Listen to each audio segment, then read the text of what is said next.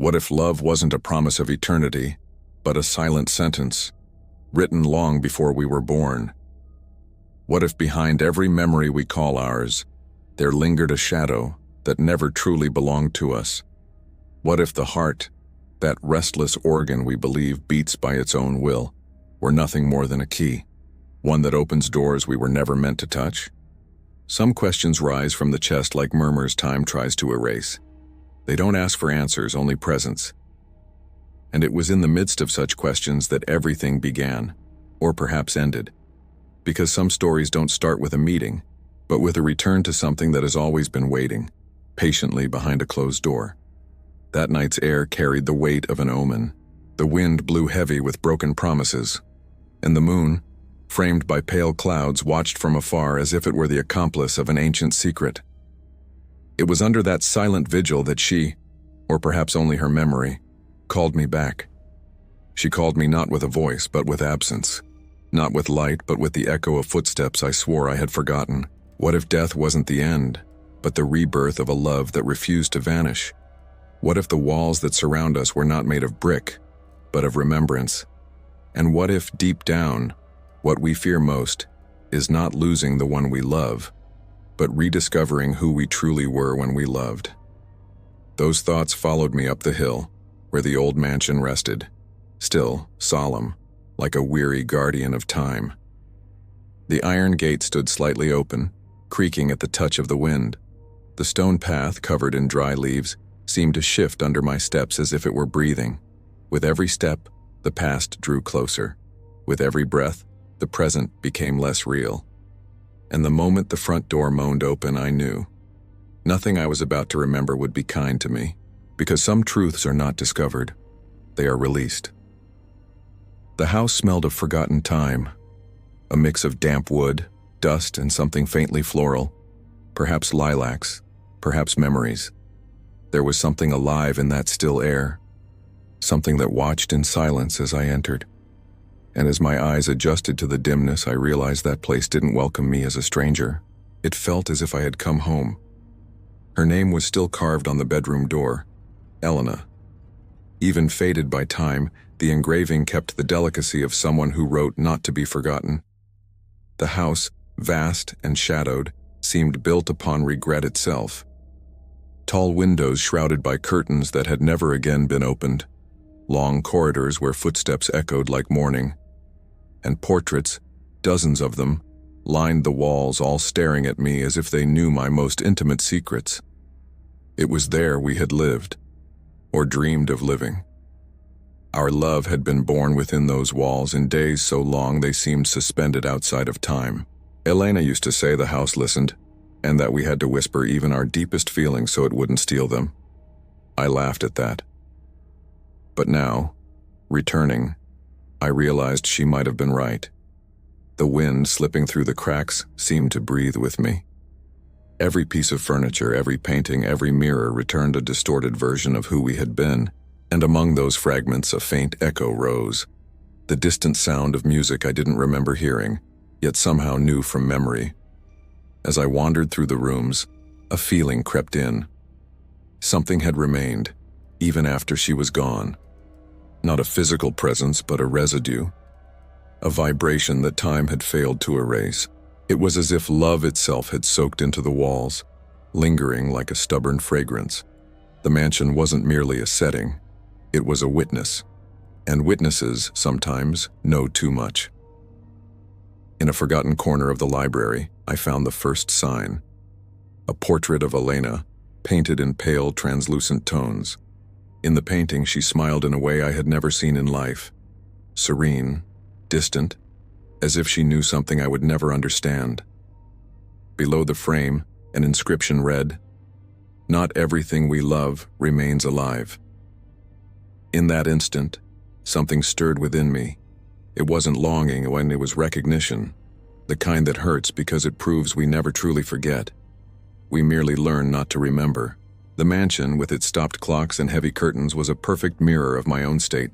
Still, suspended, trapped in the moment Elena departed. But as I walked through the corridors, something more unsettling caught my eye. Certain objects had been moved. A vase stood where it hadn't before. A book lay open on the table, displaying a page that hadn't existed when I left. And the clock in the living room, the one I was sure was broken, now marked an exact time, 11:07 p.m., the same hour she died. I stopped before the clock and the silence seemed to breathe. The motionless hands stared at me with irony, as if they knew what I still refused to accept. In that moment, I understood that the time within the house was not just memory, it was imprisonment. And what was trapped there was not only her. The crack of the door cut through the darkness, a thin blade where the past bled back through. The corridor, stretched like a held breath, led to it as if along an inevitable rail, and every step sounded like an ancient vow being recalled against my will. The scent of lilacs, once sweet, now carried a damp bitterness, as if the flowers had absorbed the breath of the departed and were exhaling it back, cruelly slow. Elena's room had always been the silent heart of the house, and the way the wood creaked as it yielded felt like opening a diary with pages stiffened by time. The interior didn't seem abandoned, not truly. There was an eerie order in the disarray. A vanity covered by lace dust settled in delicate patterns, a chair pushed slightly from the window, as if nudged by someone's fingertips, and the oval mirror fogged by ancient breaths tilted forward as though listening to the floor. On the bed, the gray coverlet held folds that were not accidental. The weight of absence had left its marks there, marks that looked dangerously like presence. A draft crossed the room and touched the mirror. The surface clouded for a moment, revealing shadows dancing to a rhythm that did not belong to the wind. Elena's mirror had never returned a faithful image. It blurred light and shadow, as though truth itself were always one step behind what the eyes expected. It was a mirror of memory, and memory, as everyone knows, prefers flattering frames.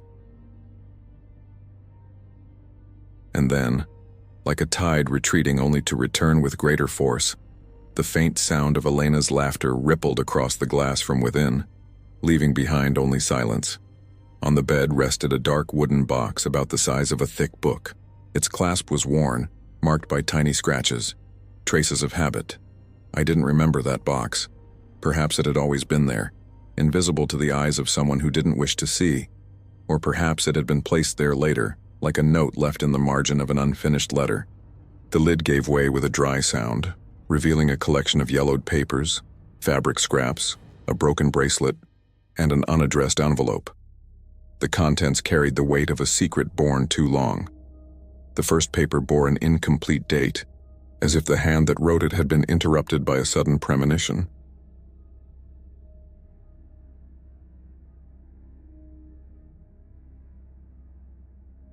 They were not confessions, nor records. They were footprints along a shortcut someone had tried to erase with their own fear. Those who love learn to hear what the walls cannot bear to say. The handwriting was Elena's, but not from the time she still walked beneath the same roof as I did. There was an urgency to it, a strange trembling in the longer strokes, as if the hand shook not from cold, but from recognition. The broken bracelet's clasp bent inward, like a lip unable to close a promise. And inside the unsealed, unstamped envelope lay only a blank page, marked in one corner by an almost invisible embossing, the image of a door. Not just any door, the door of the house with its iron arabesques and the handle shaped like an inverted flower. It was an exact portrait, as if someone had drawn it again and again, trying to memorize a ritual. The room held its own clock, smaller than the one downstairs, resting on the nightstand. Its hands were still, not at 11:07 but slightly before, 11:04, as if it had tried to reach that hour and grown weary in the attempt. Between one clock and the other stretched a void, a gap whispering, "There are steps that were never taken, words that were never spoken, something that tried to reach its moment and broke along the way." The difference of 3 minutes, repeated in 2 stopped clocks, turned time into a rope stretched across invisible abysses. Outside, the hill breathed with the rhythm of a sleeping creature. The feeling of being watched, as old as the mansion itself, crept from the floor to my neck with the patience of winter. The portraits along the corridor seemed closer now, as if they had learned to walk. I wavered between the certainty of being alone and the conviction that I shared the room with something that paused its steps not out of politeness, but by choice.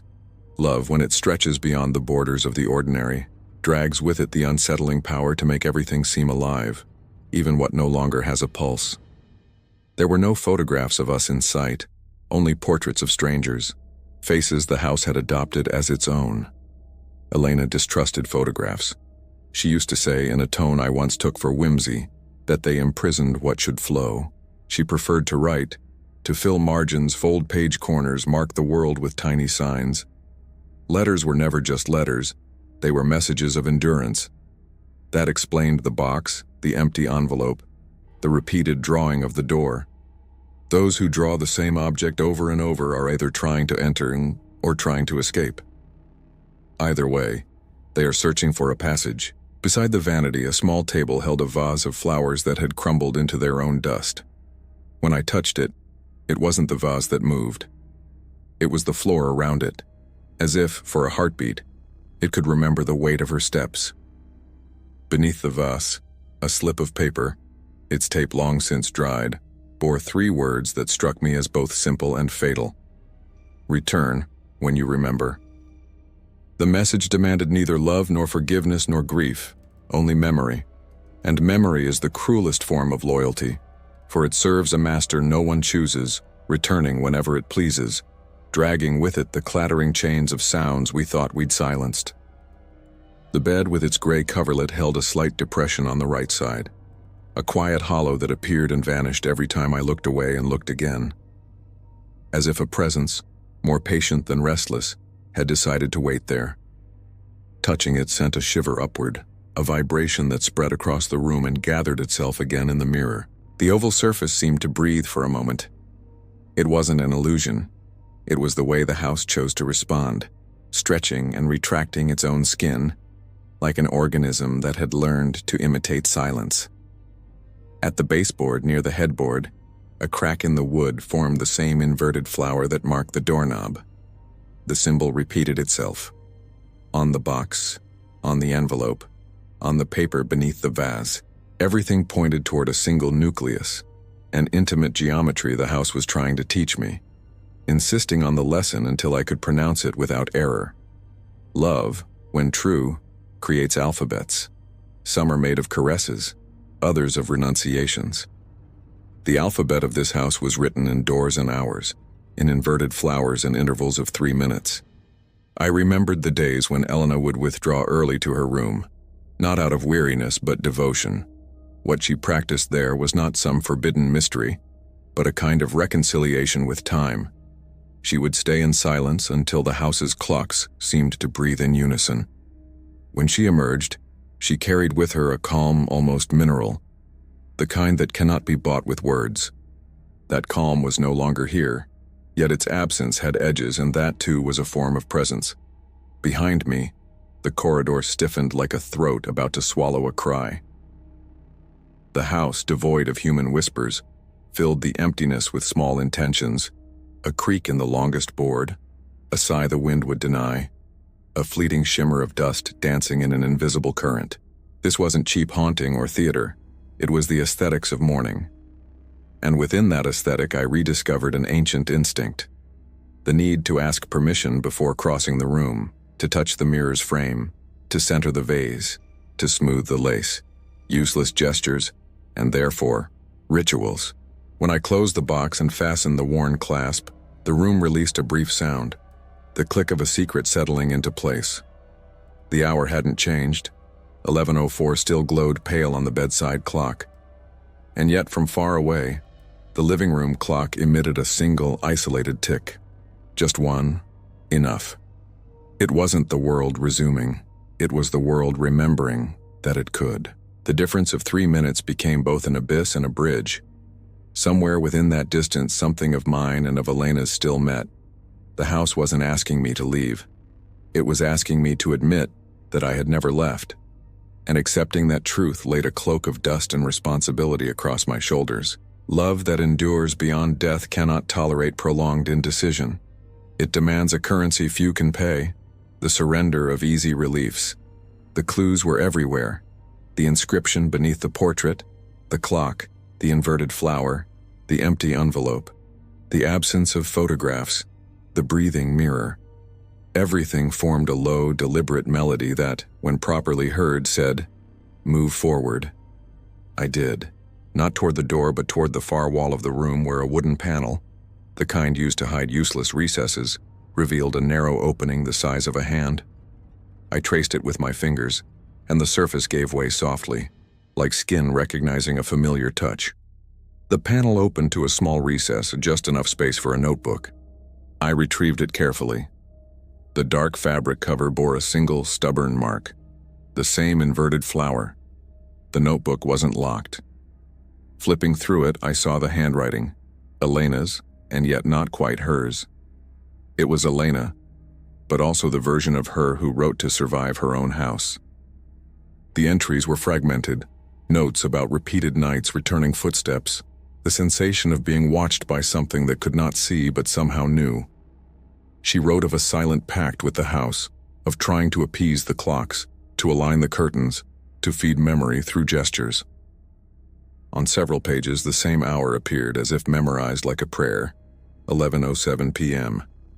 Beside it, always, a reminder, tender and cruel in equal measure. 3 minutes are a continent.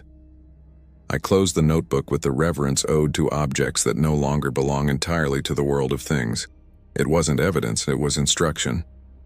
And that made it dangerous because it didn't tell me where to go but where not to remain. The mansion, in its ambition to be a witness, demanded more signs. And if they multiplied in the bedroom, I could be certain that the corridors hid others, placed deliberately for whoever might return. I held the notebook against my chest, and in that small gesture, something aligned, a forgotten mechanism inside me turning once again. It wasn't comfort. It was destiny. The kind that doesn't impose itself through grandeur, but through repetition. An inverted flower, a stopped clock, a blank envelope. The sum of small things bent over a love that refused to die. I left the room carrying only the memory of the notebook, and closed the door with the delicacy reserved for wounds. In the corridor, the portrait seemed slightly displaced, and one, a man I had never seen, bore a crack in the glass right across the eyes. Dust clung to the tops of the frames, but the crack was recent. The feeling of being watched turned into a quiet certainty, not the kind that inspires fear, but obedience. The house had lit its signs. I was meant to follow them. I descended the stairs toward the library.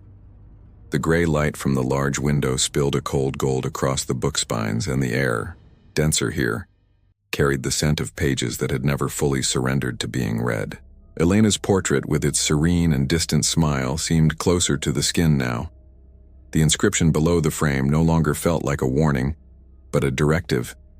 There are truths that demand fidelity before they grant clarity, and fidelity in that moment meant admitting that the clues were not coincidence. They invited a journey.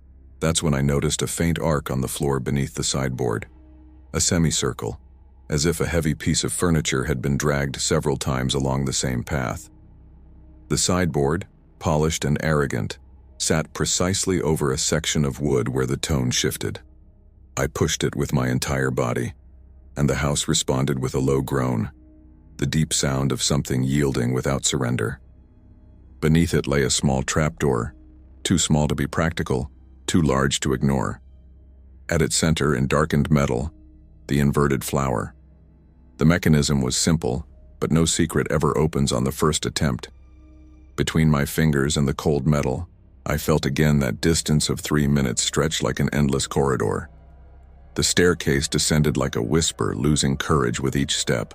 The air below was heavier, carrying a chill that wasn't just of the earth. It was a moral cold, the kind the body recognizes before the mind names it. The rough walls bore stains of dampness, forming shapeless maps, continents of shadow. The makeshift railing, a thin line of iron against the wall, carried the memory of hands that trembled not with age but with haste. Each step returned a delayed echo, as if the stairs themselves had to think before replying. At the bottom, A narrow corridor stretched in a simple, humble line, its stone floor reflecting the faintest light the world had left to offer. The low ceiling forced the head into involuntary reverence. The scent of dead lilacs mingled with that of old wood and damp paper, creating a paradoxical fragrance, part garden, part archive. The corridor ended in a small antechamber, and there, the house seemed to change languages. The walls, smooth and white, contrasted with the roughness above, as if someone had demanded order from chaos, if only in this one place.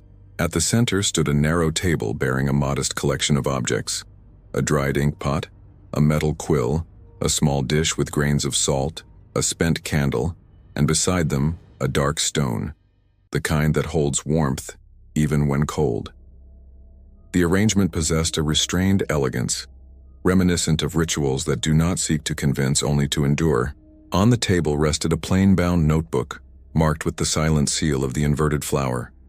When I touched it, the air seemed to hold its breath, not from fear but from old expectation, a kind of courtesy between the house and whoever dared reopen its alphabet. The pages, thick with handwriting that left almost no margins, followed a familiar rhythm. Incomplete dates, precise hours, recurring mentions of doors and clocks. At one point, a sequence of brief notes appeared, numbered like rehearsal lines. Listen, do not interrupt, do not ask, do not justify, only record. In a corner, a phrase that I recognized as the backbone of everything that had been happening. Memory is a practice. The hand that wrote it seemed to have trained itself to exercise remembrance like a forgotten muscle.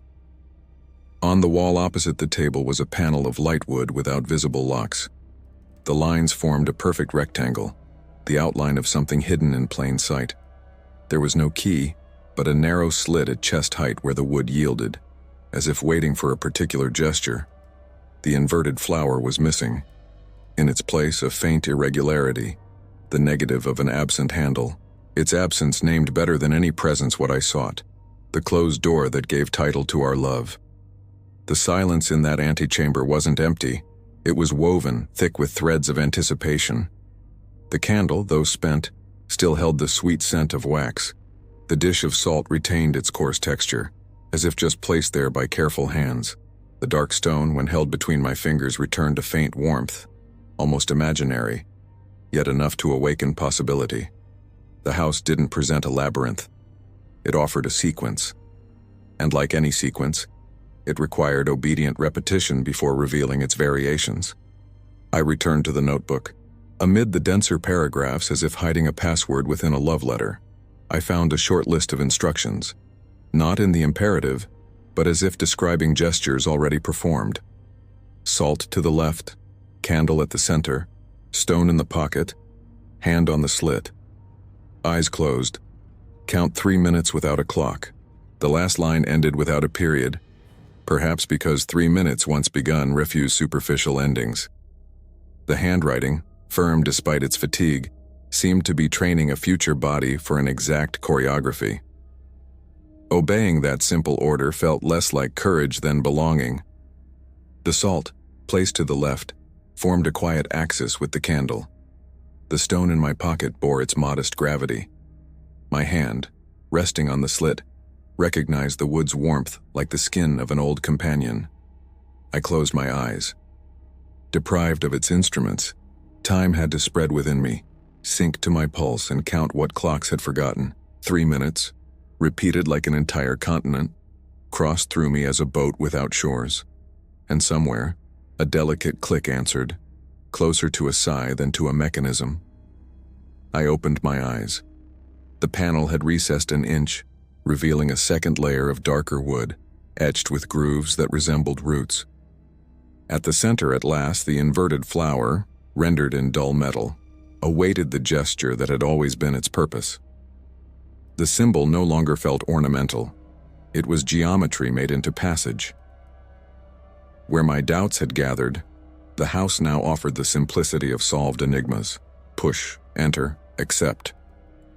The opening ahead didn't descend, it ascended. A short flight of narrow steps led to a square monastic chamber, where light, not from outside but from the house itself, seemed to rest. The room was bare, save for a single low chest against the far wall.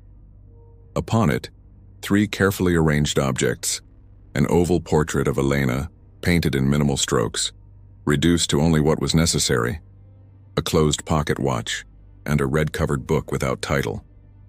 The portrait bore the same serene, distant smile, but this time her eyes turned slightly left, as though recognizing something beyond the frame. The pocket watch was heavier than it should have been. The book, in contrast, was so light it felt made of air. The portrait first.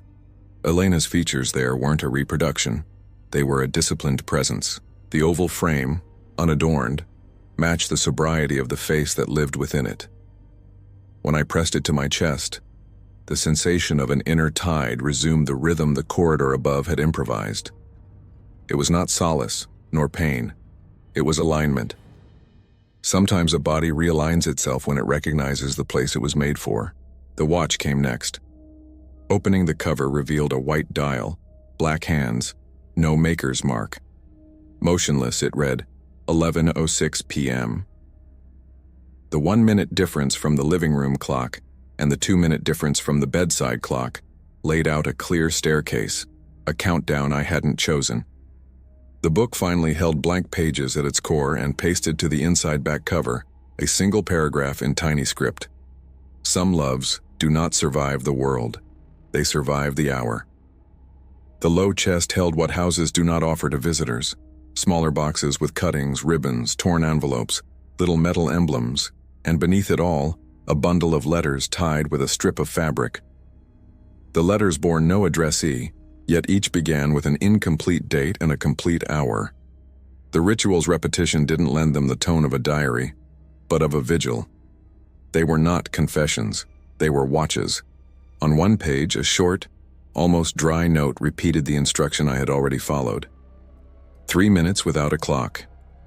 On another, a quick sketch of a corridor I recognized without ever having seen it. The exact angle between the library and the parlor, with a mark along the baseboard pointing to a discrete platform in the floor. The letters functioned like an effective map, overlaying geography with habit. From that point on, it was impossible not to read the mansion as the instrument of a pact. Not a superstitious pact, but an intimate engineering built to sustain delicacies the world frays. Elena hadn't turned the house into a mausoleum. She made it a mechanism, a way to keep the hot points of a love alive when the climate of the world would not help. The inverted flower repeated in wood, metal, and paper. The minutes counted without a clock. The paths measured to the cadence of the steps, the salt, the candle, the stone. Nothing there was random, and yet nothing there was grand. It was a system of small continuities. When I returned to the antechamber carrying the pocket watch and the weightless book, the panel had already closed on its own, the way one ends a conversation with dignity. The spent candle kept its sweet scent, and the salt, imperturbable, recalled the resilience of what does not dissolve easily. I climbed the narrow stairs, certain I carried not only objects, but a grammar. The library received me with its gray light poured over the backs of the armchairs, and Elena's portrait on the wall seemed a step farther forward than before, as if the frame itself had yielded by a few millimeters. The crack in the glass of the unknown man's portrait had widened by a hair. The living room clock, unmoving, held 11:05 like a sentinel at a threshold. That was when I saw the mark along the baseboard the letter had drawn. Right beside the lowest bookcase, a piece of wood nearly the same color showed a soft, triangular cut. Under slant light, the cut returned a faint glimmer. No accident. The house plan had been instructed to include passages for whoever had learned its alphabet. A push, and the floor answered with a brief snap. The plank slid just enough to reveal in the narrow hollow a thick envelope. No sender, no signature, only the embossed inverted flower, deeper than usual. I opened it. Inside, a short page, and on it, the unadorned invitation I prefer to call a summons. There is a door that yields only when love admits the price. Return to the great room when the clock strikes the hour that never strikes. There was no gratuitous metaphor in it. To strike an hour that never strikes was an elegant way of summoning an impossibility. and yet I held a pocket watch set to 11:06, and I knew a house that had decided to advance by solitary clicks, obeying a mathematics that included me. The great room was the geometric center of the ground floor, a generous square where taller windows filtered the night like a dense wine. The faded rug was the memory of colors that once refused to age. The closed piano guarded the sound of what does not risk itself easily. The bookcases aligned with the rigor of those who prefer order, to the illusion of freedom-supported spines that breathed their dust discreetly. At the far end, a double door of dark wood, the one that always, forever had remained locked, quietly returned the presence of the inverted flower in its worked hinges. Everything else seemed composed for that center. The living room clock, in its contained hauteur, had no visible pendulum. Its face clean was a promise interrupted. I set the pocket watch on the sideboard and observed the silence drawn as a circle between the two motionless faces. 11:05 there, 11:06 in the pocket. The house had taught me the interval. What remained was to learn how to admit the price. The price, I realized, was not the spectacle of renunciation. It was the surrender of a defense, the habit of calling past what was still passing through me. To admit I had never left would be to accept that love in that place had not learned to die properly, and that the entire choreography of 3 minutes, salt and stone, inverted flowers and letters without destination, existed to keep open a path the world insists on closing. When the hour advanced by a single second, only one, the pocket watch trembled like a restless bird and yielded an invisible step, adjusting from within. It wasn't the movement of hands. It was the small recoil of someone preparing to leap. The pressure in the air changed density, and the piano, without opening, responded with a low, almost voiceless vibration that my skin caught before my ears. The house was tuning itself. The portraits, patient guardians, adopted the posture of witnesses to an expected rite. The double door, silent, waited like an animal domesticated by centuries. Things, when they arrive at the exactness of their contours, stop seeming happy. They become necessary. That moment demanded the gesture I had postponed with the discipline of those who delay the inevitable. My hand, trembling not with fear but with recognition, moved toward the inverted flower carved into the door. The metal's chill in the depth of night was the touch of an ancient truth. Between the two clock faces, a minute still floated, the minute separating 11:06 from 11:07 the way remembrance is separated from destiny. And in the thin seam between my finger and the symbol, the house breathed for me. The latch sounded like a summons. It wasn't loud, but it carried a density the body recognizes before the mind can understand. It was like hearing a heart beating inside a memory, a sound that doesn't exist in the world, only in the one who remembers. The door began to move, slowly. The wood groaned in an old voice, scraping the air as if it needed to negotiate with the silence before opening. The scent that came from within wasn't mold or abandonment, but concentrated time. That unmistakable aroma of things that have waited too long to be seen again. Behind the door, a hall I didn't remember ever existing. The pale wood floor, dusted with a thin powder, reflected shards of the light the ceiling filtered in almost visible beams. The ceiling itself seemed alive, a circular stained glass depicting an inverted garden, flowers hanging from the sky toward the earth. At the center, a faded rug held the figure of a flower with petals turned downward. The same symbol, repeated and insistent, like destiny's signature. Inside, the air felt different, not heavy, not light, simply suspended, and within it, a faint sense of breathing as if the entire room awaited an answer. I took a few steps and saw that each footprint left a precise mark, as though the dust were pliable only for me. Around me, shelves built into the walls held small objects wrapped in cloth, relics asleep. In the right corner, an old piece of furniture supported something that from afar looked like a mirror. Up close, it wasn't a mirror but a frame beneath glass covering a piece of embroidered fabric.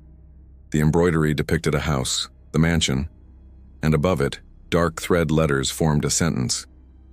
Everything we love is remembered by someone. For a moment, the floor seemed to move under my feet. It wasn't instability, it was emotional vertigo. Those simple, innocent words carried a gravity that seeped through the skin. Because loving suddenly felt like a kind of sentence.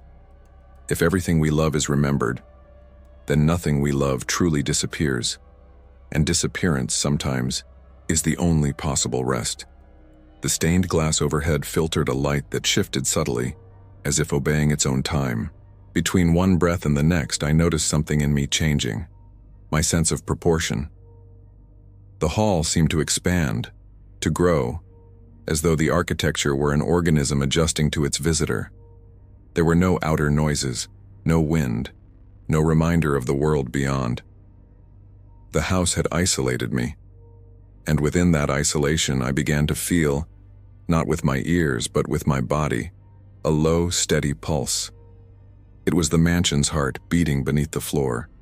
The memory of Elena spread like a perfume, not a literal scent, but the sort of presence time cannot erase, a gesture left in the air, the sound of distant steps, the gaze held in a portrait's glass. I remembered her hands, always cold, even on summer mornings. I remembered how she drifted away whenever I tried to speak of the future, as if the future were an offense, a word that didn't fit between us. And now, inside that secret hall, I understood.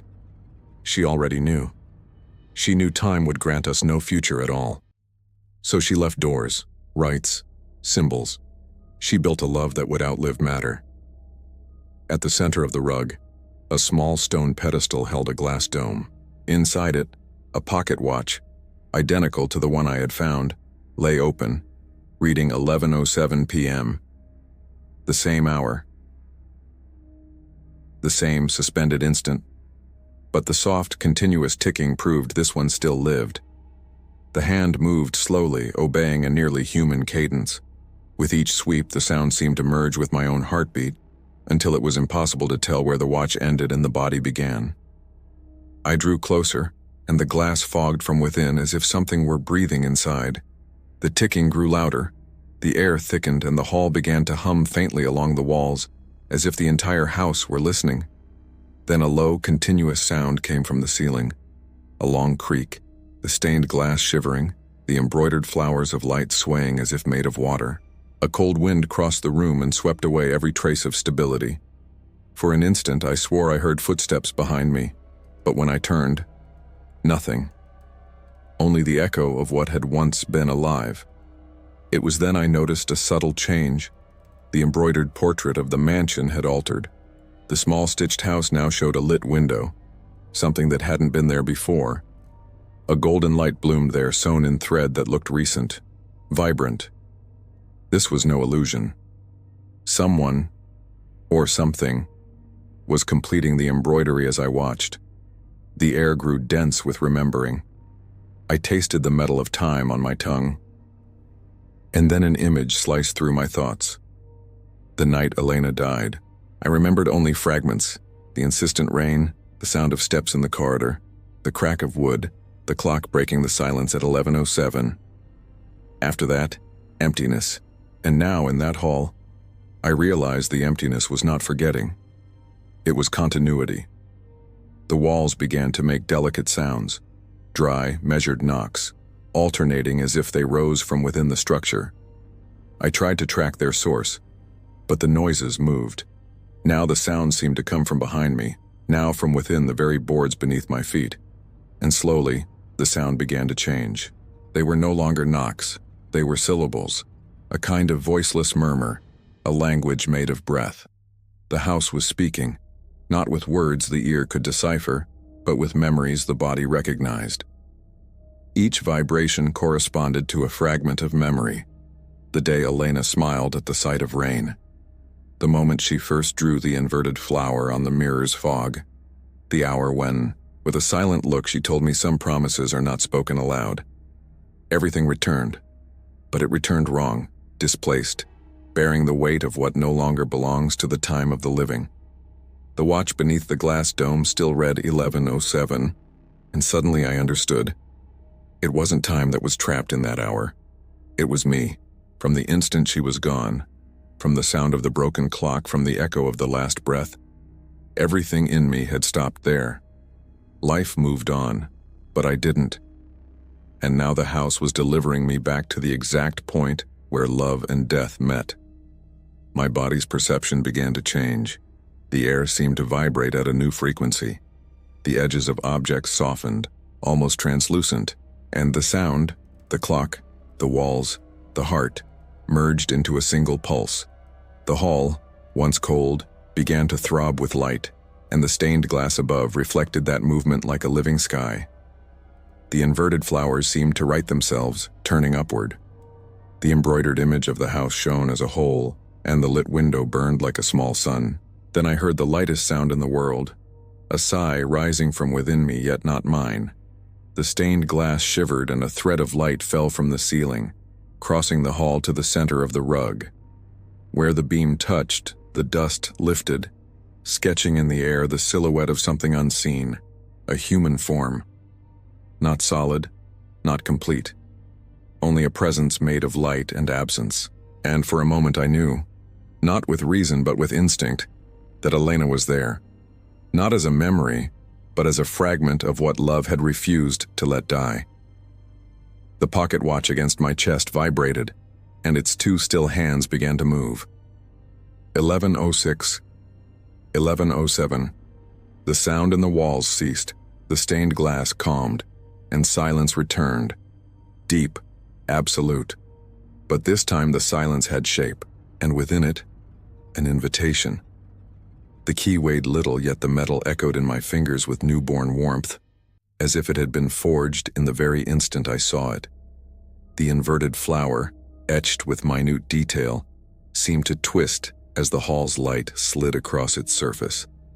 When I pulled the rug aside, the dust drew back gently, not rising to sting, but retreating as one who respects an old rite.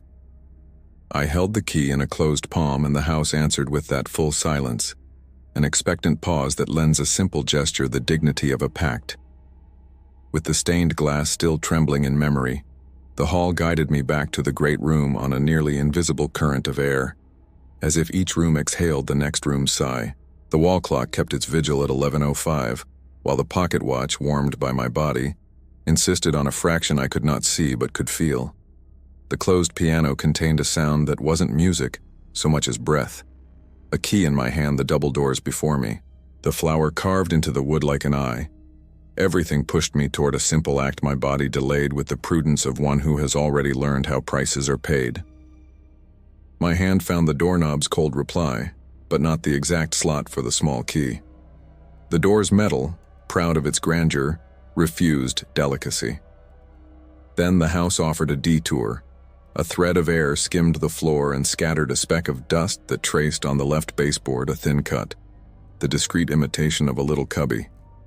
There it was, and the key fit as if, for a moment, the world agreed to precision. The turn was brief. A dry, almost timid click, and the baseboard shifted a centimeter, revealing a narrow opening running behind the wooden panel. The hidden corridor didn't ask for courage. It asked for continuity.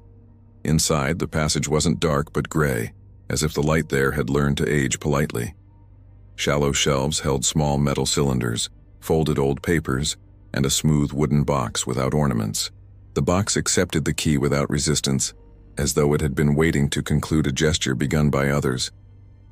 Inside, I found an object of another patience, a small wind-up mechanism, a box that looked like music before it made a sound, and beneath it, a graphite-drawn map of the house with points marked by tiny symbols of the inverted flower. In the sheet's corners, the notes I already recognized, fragmentary instructions, the worked redundancy of someone teaching a body to repeat the inevitable safely. I wound it, unsure whether the music would be a password or a snare. What emerged wasn't melodic. It was a sequence of short, austere notes, more counting than song. The intervals obeyed a pattern of three notes, pause, 3 notes, pause. And with each triad, the house answered with a remote crack, as if some mechanism elsewhere kept the cadence. The map marked places I hadn't yet touched. One beside the cracked portrait seemed to ask for urgency. I returned to the library carrying the mechanism like a provisional heart. The portrait of the unknown man, its crack now widened, waited in the corridor of frames. As I came near, I noticed what haste had hidden before. The portrait's background wasn't flat. There was relief there, the suggestion of a curtain behind his shoulder, as if the painter had tucked a detail into the scene's penumbra. Beneath the frame, the wood bore the same subtle triangular cut as the living room baseboard.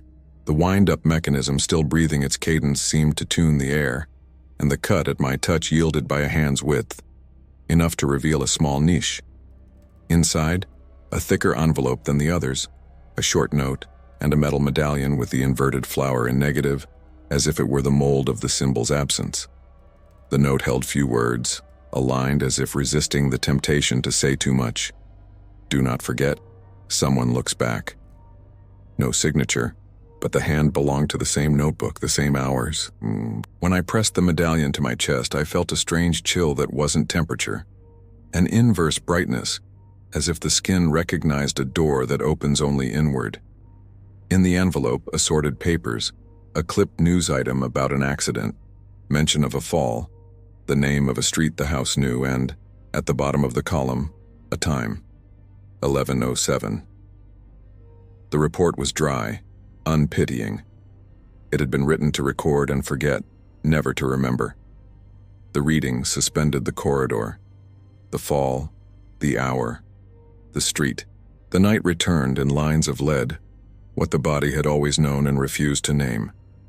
That I had taken 3 minutes too long to understand a summons, and that those 3 minutes, that rigid continent, had been enough to alter a destiny. Love, on such terms, was no comfort. It was an index. The man's portrait, the observer the house had adopted as a guardian, now returned, through the crack, my own shadow split. What came from him was not jealousy, nor accusation. It was a kind of inventory, someone who has already counted losses and recognizes the late counters. The wind-up mechanism fell silent. When the sound ceased, the library answered with a bare vibration, and the lowest bookshelf shifted 1/2 centimeter without my help. Behind the faded spines lay another surface, a paler wood, marked by almost erased chalk lines. I brushed a finger there and, like dusting a fossil free of the powder that protects it, I traced, without meaning to, the outline of a smaller door. The negative medallion, pressed to the center, answered with a discreet click, and the door, shorter than a man, yielded inward. The narrow opening revealed an observation room. Time had another grammar there. A low table, a simple stool, and a wall riddled with tiny holes. They were blind eyes that nonetheless could see. Through them I recognized cutouts of the parlor, the staircase, the double doors, the library. It was the anatomy of the house's gaze, the points where one learns to watch what one loves, so as not to lose it forever. On the table lay a serial stack of sheets with hours written in ascending order and descriptions of sounds. Footsteps, 10:48 p.m. Silence under the boards, 10:59 p.m. Music spring, 11:04 p.m. Latch, 11:06 p.m. Breathing, 11:07 p.m. The last line repeated across many sheets, always in the same place, as if the writer never tired of noting it. The house breathed at that hour. The certainty of being watched shed its vagueness and took on substance. I was the constant in the margins of those pages. I was the object and, at moments, the instrument. Love, drawn there in its most obstinate form, accepted blame without the theater of grand confessions. It turned blame into function. The 3 minutes insistent became the minimal unit for measuring what can be corrected. In the table's corner, half covered by a handkerchief, there was a long case. Inside lay a fine stiletto, a metal nib, and a small bottle of ink still viscous despite its age. And beneath the case, a sheet with 2 lines. The price is not blood, the price is remembrance. Writing fixes what the house can carry. A hand trained by loss learns to obey. I wrote down, not by choice but by need, the hours my body already knew without a clock. 11:04 in the bedroom, 11:05 in the parlor, 11:06 in the pocket, 11:07 beneath the dome. When I completed the series, the wall of pinholes exhaled a brief breath, as if the observation system had finally accepted me not as an intruder, but as a function of continuity. The house, it seemed, wasn't seeking a culprit. It sought a guardian. And guardians, I learned there, do not atone. they uphold. When I left the observation room, the library seemed sheathed in a warm patina, the light lower, the dust calmer. Elena's portrait on the wall had advanced another millimeter into the room. An illusion, perhaps. Yet the illusions of certain houses have more muscle than daytime certainties. I went down to the great room and set the wind-up mechanism on the sideboard beside the pocket watch. Together they formed a discreet altar, a relief invisible to anyone who doesn't know the alphabet. The key, now cool, rested open like an eyelash. That was when the first true displacement occurred. The fixed wall clock, master of its immobility, emitted 2 short clicks, as if it had sneezed time. The hands advanced a breath and stopped at 11:06. The piano answered with a grave, almost maternal timbre, a chord not struck by fingers, but requested by the architecture. The double doors released a ribbon of air scented with lavender and coal, and on the floor, where rug met wood, a once invisible seam took shape, a straight, exact line, the discrete boundary of a compartment. The letters, the notes, the instructions, everything pointed to small, almost household gestures. I knelt, and the wood yielded as if, weary, it had been waiting only for that weight to confess. Beneath the flooring lay a shallow iron box, heavy with a lock so simple it reeked of irony.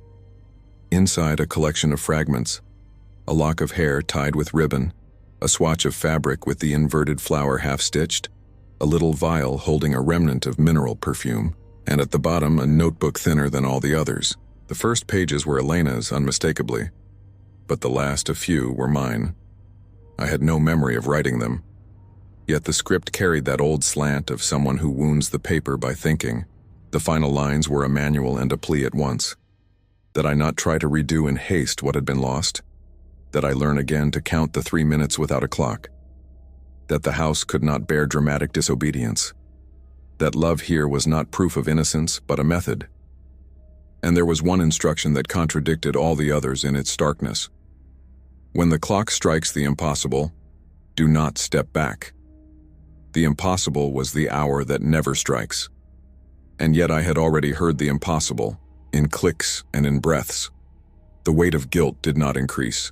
It changed texture. It became responsibility. And responsibility, once accepted, is a new ground. The mansion waited for me to open at last the door that remained.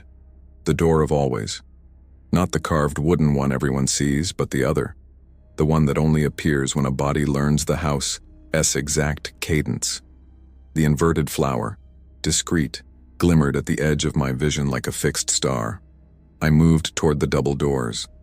The air vibrated at chest height, the point where the medallion touched my shirt. My fingers rested on the wood and found no resistance, only an old skin recognizing another. Then something muffled shifted inside the walls, a leather of breath and gears, and the seam between the door leaves drew a light that did not come from outside. The house itself was illuminating. The pocket watch on the sideboard took one step and yielded to fate. 11:07 p.m. On the other side of the slit, the great room repeated itself with the discipline of an obedient reflection. The rug, the closed piano, the aligned shelves, the tall window filtering a wine-dark night, all of it was there. Only one flaw interrupted the symmetry. The mirror above the sideboard returned emptiness where I should have been. The pocket watch, open, marked an hour both motionless and alive. 11:07. There were sounds as well, not those born of the world, but of an architecture remembering. A breath skimming the baseboard, the wood's fiber answering gravity, the low vibration of what breathes without lungs. I crossed the opening with the care of those who understand that each step here carries the weight of a choice. The wood didn't creak beneath my feet. It received me. The air held the mineral perfume I had learned to recognize in the notebook, the same sleeping at the bottom of the vial in the shallow box. Not a scent, but a temperature. The mirrored room wasn't a dead copy. It felt like a second state of the same thing, as if the house had two skins and this was the inner one, closer to blood. The absence of my reflection returned an old suspicion, old as childhood, that since that night I had been more outline than substance. The mirror did not deny the house. It denied only me. And that denial, perceived without panic, thickened into information. Was someone else here?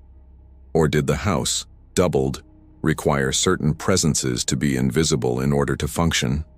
The clock on the sideboard breathed with the patience of a trained heart. Its ticking did not count seconds, it counted remembrances. Each beat seemed to add a millimeter of light to the edges of the inverted flower etched in the metal. On the window frame, a darker dust traced the impression of fingers. Not mine. Not yet. The glass, fogged from the inside out, betrayed a breath I wasn't producing.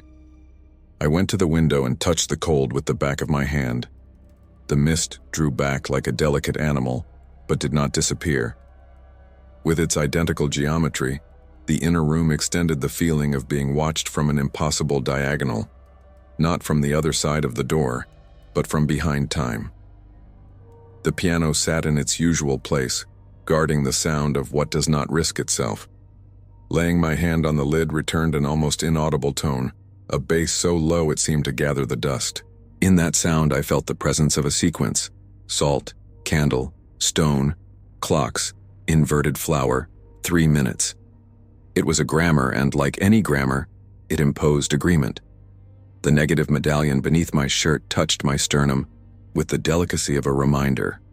Somewhere in the invisible corridors, something counted to 3 in silence.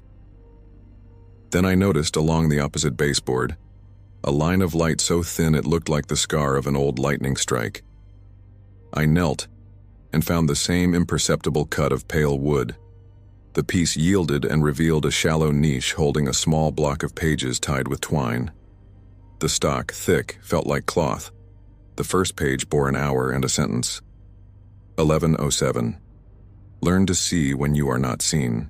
The handwriting, though not Elena's, had learned from her to respect margins and give the downward strokes a gentle lean. It wasn't mine, and yet it knew my hand.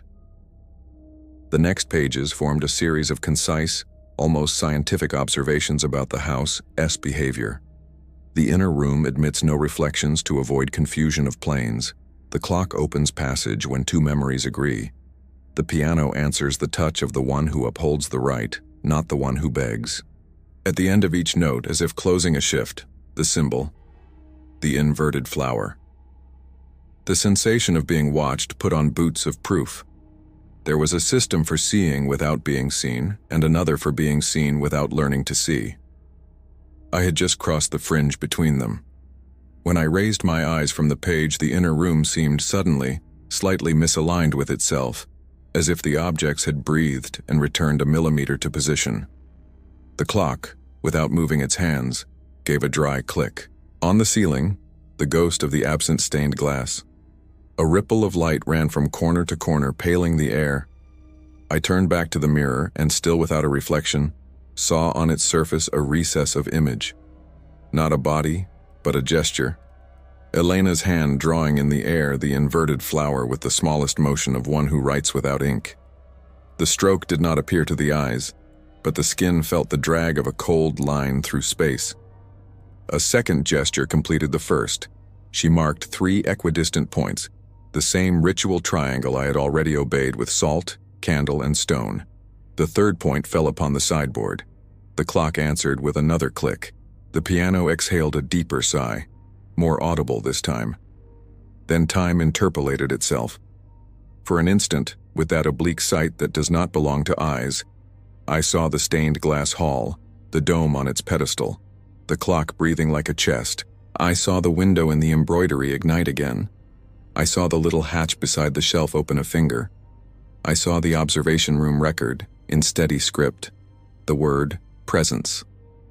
The whole house seemed to condense into a single muscle, contracted exactly at the impossible minute. And that minute, obstinate, began to show fissures, micro-variations, tiny shifts, as if an old film were flaking away in sunlight. Farther on in the block, a new map appeared, not of the house, but of how hours connect within it. 11:04 arrowed to the bedroom, 11:05 to the great room, 11:06 to the sideboard, 11:07 to the inner room and the chest above. Beneath the diagram, a note. If there is a fault, you will hear a music without melody. Do not interrupt. As if obeying the reading, a sequence of short, austere notes rose from the floorboards themselves. It did not come from the wind-up device that slept elsewhere, but from the wood within. It was the music without melody. The triple meter, triads and pauses, restarted its program, and with each triad the inner room adjusted, like a heart relearning its rhythm after a stumble. I was carried, without moving, to the center, not by the body, but by attention. The room, the house, the rites, all converged on one lesson. The interval had to be sustained, not forced shut. Love here accepted no shortcuts. When I accepted that, the sideboard mirror began to deepen, like a pond under wind. The surface, still not returning me, returned something else. A narrow corridor I did not yet know. A corridor not found on the map above. The image wasn't a metaphor. It was an instruction. The corridor, invisible behind the wall of the piano, appeared for the first time, not to the eyes but to the ritual.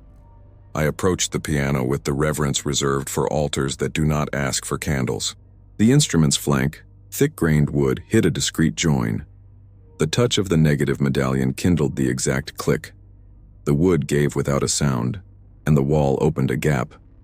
Inside, an improbably narrow corridor. White, smooth walls, no handmarks, no signs of use, ran a few steps to a minimal door, so small it seemed a mistake. At its center, unadorned, a shallow circle, the perfect space for the golden key's head. I fitted it and turned. I felt the world beyond shift in the way only old houses master. No shutter, no spectacle, merely an adjustment. The room revealed was an intimate archive of what no house should keep. Low shelves held boxes numbered in a hand that scarcely varied. On a table, objects lay tenderly aligned. Worn ribbons, an ordinary ring, a satin tie holding a lock of hair, the same color I already knew, a note with 2 words severed by time, a photograph veiled within, its smiling face a pale dust. At the table's center, though, something new. A narrow gray notebook, no symbol, no title. The opening pages carried brief entries, first in Elena's timbre, then in another hand I dare call my own. Dates, hours, objects, variations. The sequence invited a diagonal reading. Attempt, error, adjustment, attempt, error, adjustment. There was no despair. There was method. And the stubbornness only love knows. The last page written between Elena's and mine bore a different note. Longer, almost a prose poem, but without ornaments. Its substance said that what one keeps is not the person, but the gesture. That a gesture, repeated without spectacle, draws back the hour that can carry. That once opened, the hour does not approve who enters. It only recognizes who did not give up. At the end, a graphite line with 3 marks, the ritual triangle, repeated with sober restraint. Below it, for the first time, a question. Who watches the watcher? The question's echo traveled the shelves like a wind that lifts no dust. Who watches the watcher? The observation room, the mirror without reflection, the notebook with instructions on seeing when unseen. Everything pointed to a doubling of the observer. Someone or something was looking from a plane beyond mine, looking at me as I looked at the house. The knowledge did not bring fear, it brought responsibility. If someone observed me as I had observed the hours, then I too had become a ritual of another order. Back in the inner room, the mirror no longer showed the hidden corridor. It showed the outer great room itself, the door still ajar. There on the sideboard, the pocket watch breathed, but now unevenly as if tired. The hands quivered, undecided. The music without melody ceased, and silence again took shape. With a clarity no vision grants, I felt the approach of a turning point, the kind that doesn't lift curtains but shifts columns. The floor returned a sound I already knew, but from another region, the dry tack of a weight settling. The window, without wind, vibrated a semitone. The piano, faithful, answered with the shadow of a chord, and in the mirror, The absence of my body gave way to the delicate curve of a shoulder I would recognize in the dark of any time. Elena, not as light, but as density, crossed the surface without breaking it, as if the glass were a thin membrane between two ways of remaining. The sight did not ask for tears, it asked me to sustain the hour. She was no ghost, but the gesture love wrenches from the end. The inner room contracted to receive her without violence. On the sideboard's metal, the inverted flower gained an extra shadow, a fourth petal folding inward by a centimeter, the first time the symbol varied. Everything aligned the way an arm finds its coat, the way a hand recognizes a banister in the dark. I thought without noise that the house would finally reveal its greater secret, but the house, which is not a theater, chose a step more cruel and more necessary.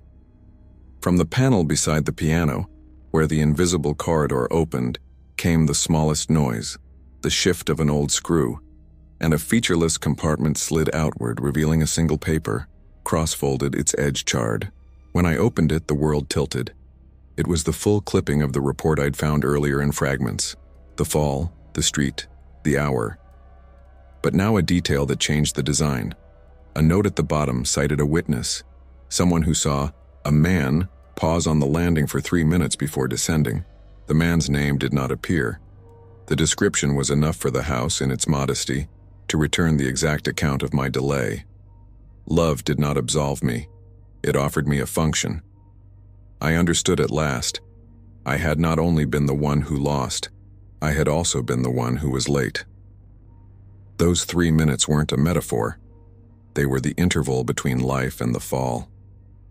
To sustain the hour now meant accepting that the right did not erase guilt, but carried it with the dignity of a watch. To be a guardian in this house was to prevent the delay from repeating, for anyone, not for the one who might one day cross the door by mistake, nor for the one who out of love might decide to stay. From the outer great room came a sudden sound. Light footsteps, the kind made by someone who knows a house by touch. The watch on the sideboard, uncertain, tried a deeper breath. Elena, in the mirror's surface, tilted her face, lightly. I, who did not appear, was filled by a gesture, to place without haste and without mercy, the negative medallion on the center of the inverted flower. The sound of a key turning outside had a familiar timbre, but not a human one. It was the sort of noise the world makes when it wishes to be heard from within, a short vibration, full of meaning, that lingers in consciousness, like the echo of an ancient summons. The house, which until then had been breathing with me, held its breath. The door frame's wood contracted. The floor seemed to watch. And the clock, faithful to its habit, hesitated between 11:07 and the impossible, a brief step toward what should never be struck. The double doors, now locked from within, trembled in short intervals, as if someone, or something, were touching the other side with patient fingers. With each touch, a memory shifted inside me. The night wind from the night Elena left, the sound of wood giving under weight, a body that fell without a cry, only a final dry sound. And in the 3-minute interval before I reacted, the clock had marked its last tick-tick. Fate, I discovered, does not shout. It only keeps time. The air in the inner room grew heavier, and the light that seeped from the walls, faint and steady, wavered like a flame without a source. The mirror above the sideboard, once occupied by Elena's image, now held only a veil of shadow, not emptiness, but a presence refusing to choose a form. The reflection denied everything but the knowledge that I was the intruder. The intruder the house had been waiting for. The intruder who had once promised to return. I felt the weight of the medallion settle against my chest, as if someone pressed it lightly. Hot metal, cold sweat, and the sound of the clock outside, now audible, as though the distance between rooms had been annulled. An irregular, unstable tick-tock, as if struggling against something trying to stop it. With each beat, a crack in the ceiling answered, drawing a correspondence between time and structure, between memory and matter. The house was speaking again. A vibration ran along the floorboards and climbed the walls. The portraits, all of them, shivered in unison. as if an invisible breath passed before them.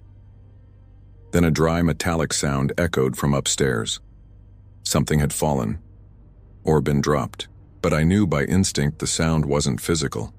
It was the memory of a sound, the faithful repetition of an old event, the echo of the night Elena left. I slipped back through the slit into the great room and saw that nothing was the same. The windows, once still, stood open. Cold air from the hills spiraled in gentle eddies, mixing the scent of wood with something new. Iron, perhaps. The piano was unlocked, and on its keys lay the gray notebook, the same one I had found in the hidden archive. But now a fresh page had been written in hurried script. "Do not interrupt. She is learning to return." The words struck me with the force of a prayer said inside out. Learning to return. What returns is not the body. It is the bond. What crosses death is not remembrance. It is the gesture that repeats itself until it becomes real. And everything, each clock, each inverted flower, each door, had been built to teach love to come back. But there is a price. For something to return, something must remain bound.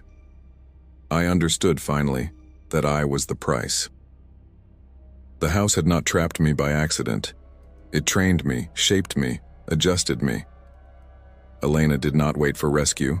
She waited for my constancy. Someone had to keep the cycle, guard the passage, hold time within the 3 minutes of delay, prevent forgetting from erasing her. And I, with my guilt, was the ideal guardian.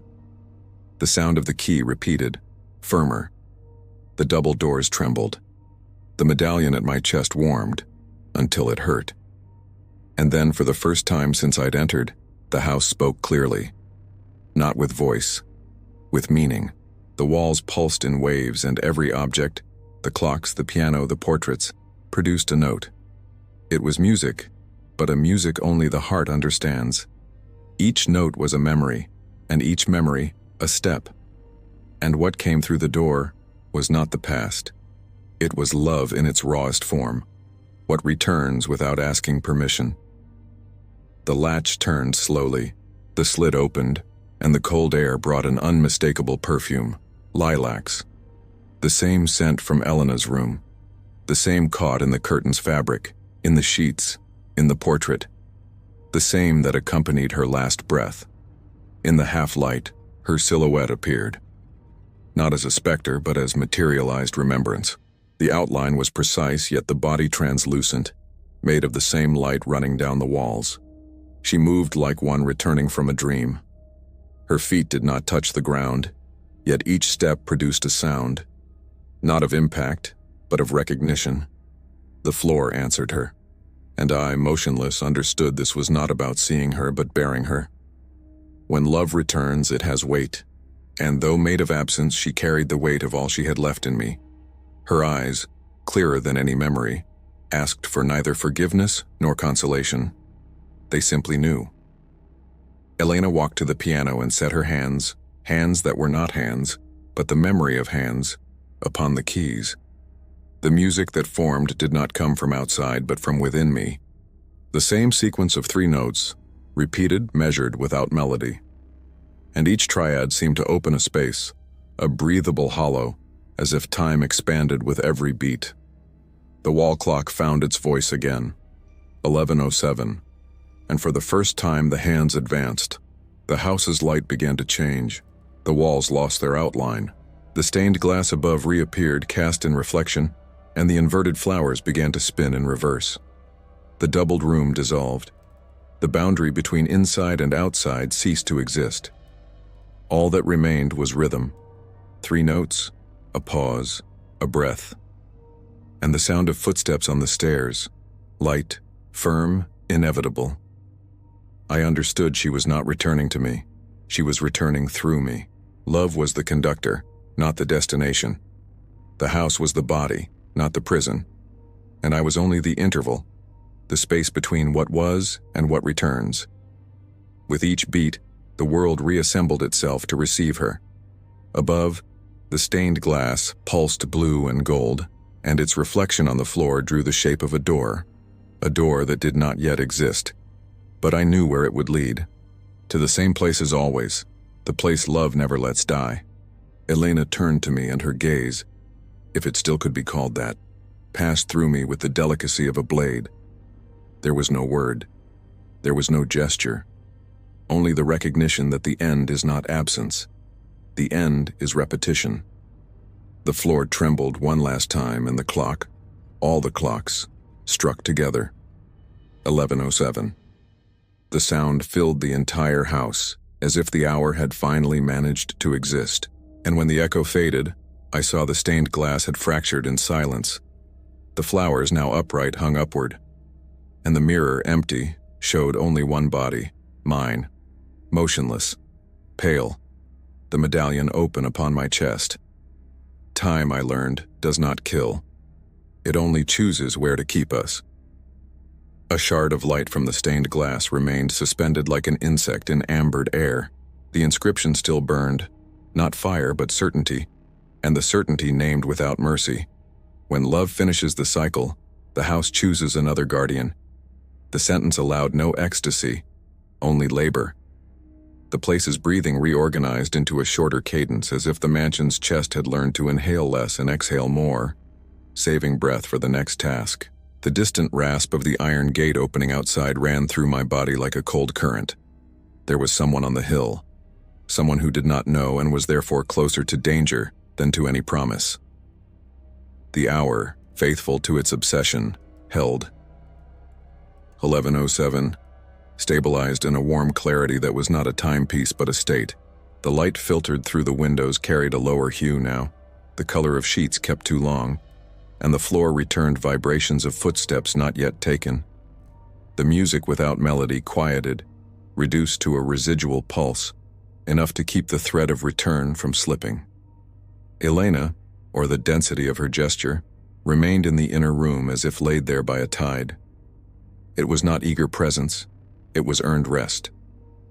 And in that rest, a threat, the cycle ready to close in the oldest way, offering another body to the charge I had accepted without being asked. The house rearranged its symbols with the diligence of a practiced trade. The negative medallion, still open on my chest, returned a gentler heat, a sustained ember. The portraits righted themselves by imperceptible millimeters.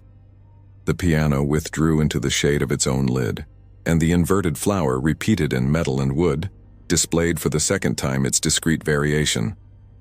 The inner petal curved a hand's breadth beyond what I knew. The alphabet had expanded. An expanding alphabet is a warning. New sentences can be spoken. Outside, the night moved like a large animal. The gate's noise turned to obedient silence, the kind that heralds the next gesture with a courteous lightness, and the wind brought the smell of wet earth. The hill breathed, but now each breath had the weight of an approach. Somewhere along the stone path, a shoe bit into a dry leaf. I didn't need ears.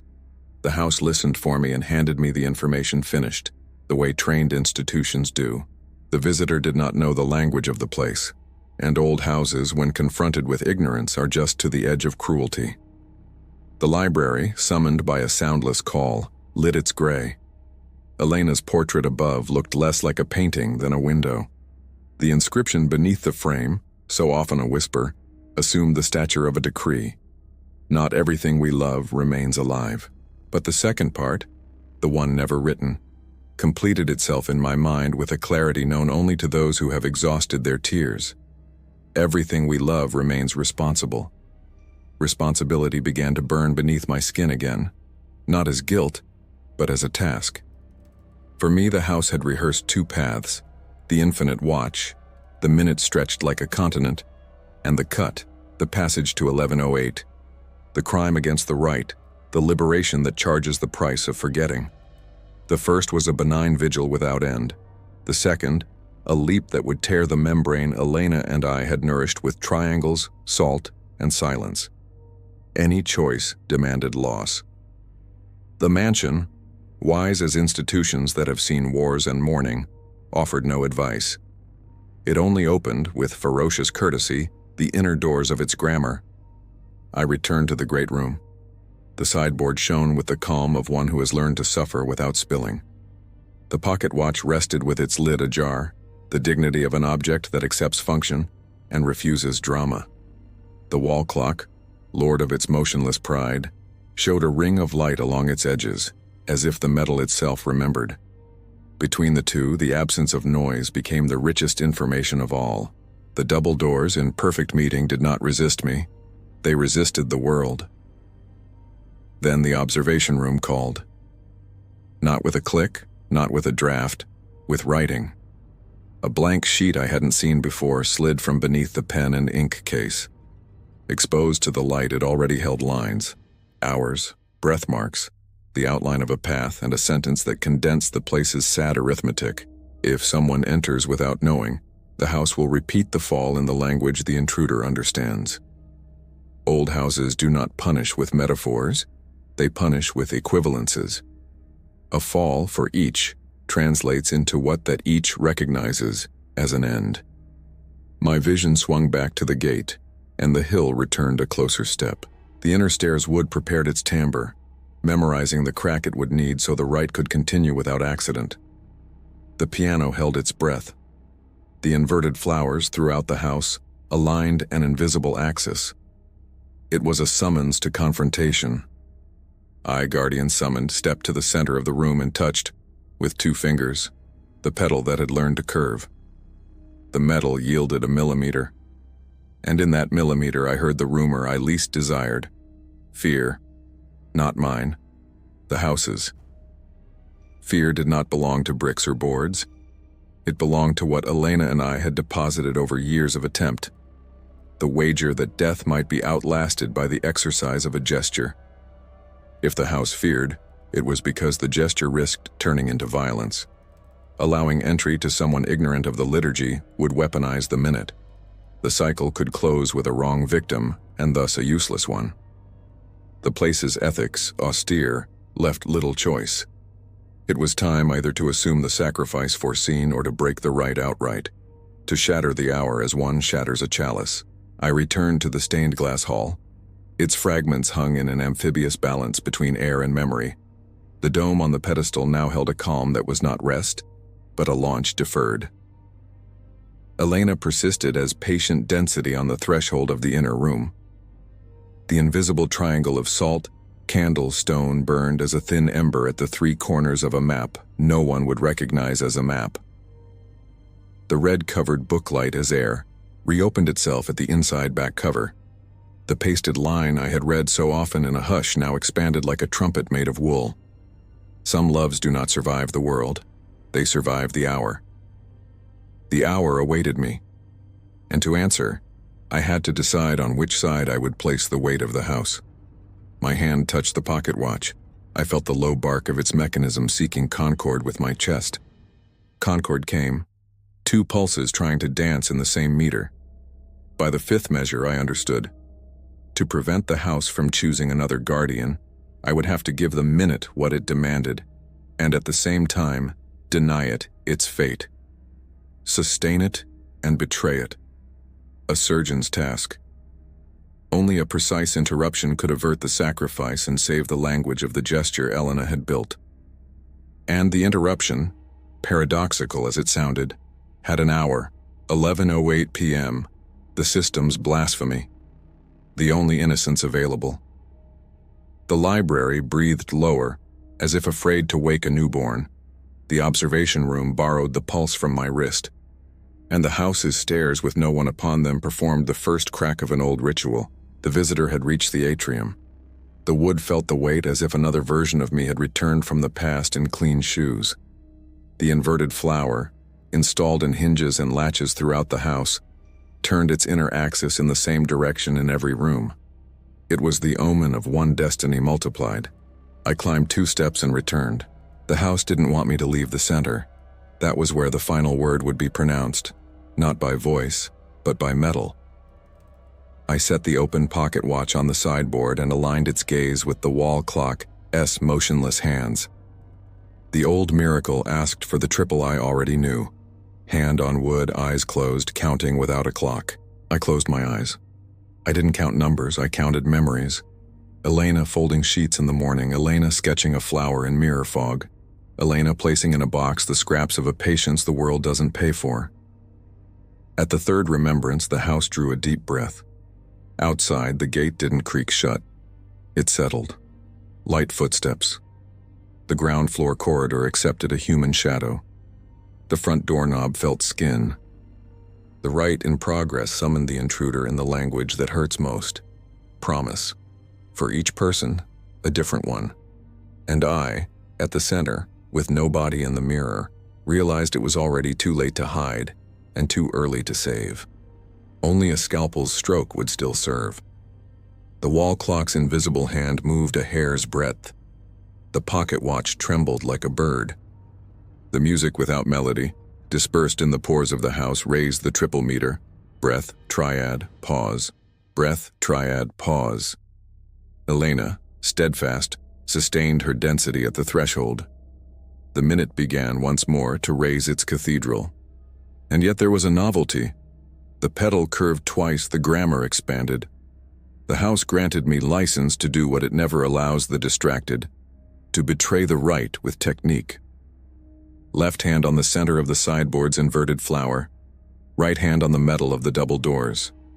The medallion between them formed the bridge. Breathing became a craft. Inhale over the minute, exhale over what would come. My chest hurt, not with physical pain but with the memory of impact. The fall, the street, the hour. An anonymous witness had narrated my 3 minutes. I now had to write 3 new ones. On the second turn of breath, the inside latch turned without a sound. The slit opened the width of a book. The house, for an instant, trusted. The intruder touched the wood of the atrium. I touched time. The hour opened its head like a flower. The risk was simple. If I failed, the house would choose the newcomer. Love would survive, at the cost of another body offered to the interval. If I succeeded, the house would lose the rite's purity and gain an exit, a scar. Scars save more than they wound. The minute, in its solemnity, advanced. 11:07 in the heart, 11:07 in metal, 11:07 in the skin. The thin blade of 11:08 shone on the far side as if it were noon. Then came the confrontation, not of voices, but of functions. Elena's gesture, to rest inside the hour, asked for continuity. The guardian's gesture, to sustain the hour, demanded obedience. The intruder's gesture, to enter the world of the two, demanded translation.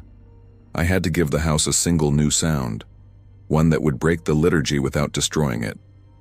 The closed piano pleaded with its mother deep bass. I lifted the lid with my fingertips. The keys, cold, waited. 3 notes. The music without melody knew its own ending. I added a 4th, minimal, impossible. A note outside the triangle. The house contracted. The suspended stained glass tilted a millimeter. Elena's portrait in the corridor raised dusty eyebrows. The clock hesitated, but did not stop. It advanced the breadth of a fingernail. The most blasphemous instant became a bridge. 11:07 and a half. A category that did not exist before I dared. At the door, the intruder lost the impetus houses used to capture. The promise that had summoned him dissolved into scentless air. The fall, translated into his language, found no ground. The inverted flower, in every metal fitting, opened the 4th curve at last. Now it was a whole flower pointing upward. The minute, offended and pleased, accepted the patch. And Elena, at the threshold, yielded some weight to rest, a rest less bound. The house's intimate archive breathed. The letters, invisible, rearranged their margins. The observation room wrote 2 words in fresh ink. Rift saved. The portraits inclined their heads like a silent choir. Outside, the footsteps stepped back a pace. They did not leave. Deprived of the final blow, the house chose a caress. It offered the newcomer the hill, S-wind, and nothing more. The gate did not lock. It learned to wait. The clock on its throne risked 1/100th of a second forward. The blasphemy completed its shape. 11:08 became possible, not as a betrayal of love, but as a continuation of the gesture. The hour did not break. It changed hands. It was no longer a prison. It was a path. Elena, rest and density, approached the mirror as one blesses water before drinking.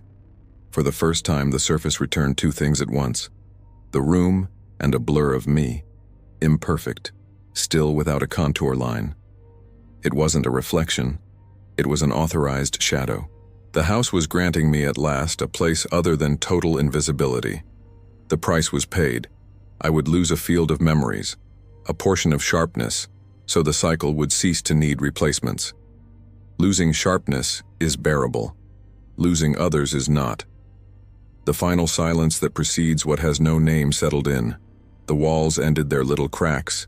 The piano drew down its lid with the dignity of a farewell without tears, and the flower, now upright, consented to remain. The minute took one last breath. No fanfare, no hymn. Only the sigh of an organism that understands victory as continuity without an audience. The smell of recent rain upon very old stone crossed the house like a bell without sound. It wasn't merely an aroma. It was the memory of the first downpour that christened the roof, the water that baptized the foundation, the brief wait of a whole sky learning how to land. Somewhere no map indicated, a lock completed its turn, a rotation that seemed to spend centuries and yet arrived on time. Organic, the mansion bent 1 degree inward, as if bowing to its own anatomy. I followed the trail of that ancient perfume through the great room, the hall of suspended stained glass, the library in low gray, until I reached a corridor that had never been there. Narrow white, slightly damp, carved not in the floor plan, but in time. The ground, now living stone, returned the echo of steps that felt rehearsed before they were taken. Each thread of water fled along the veins like writing in a lost tongue. The once inverted flower, now upright, repeated itself in low reliefs that asked for no attention. It was enough for the body to brush them for microscopic remembrances to fire. Childhood clicks of love itself. The corridor opened into a tiny atrium, a rotunda buried under the house's heart. In the center, a basalt pedestal held a modest door older than the mansion sheltering it. Dark wood shadows of oil, and time an unadorned frame hinged steel, with the dignity of metals that serve and do not complain. There was no handle, only a smooth circle at chest height, the exact measure of the medallion. On the threshold, engraved with a fineness only water knows how to achieve, a statement I had never read in any notebook. Every door is a minute. Understanding fell like a silent lightning strike.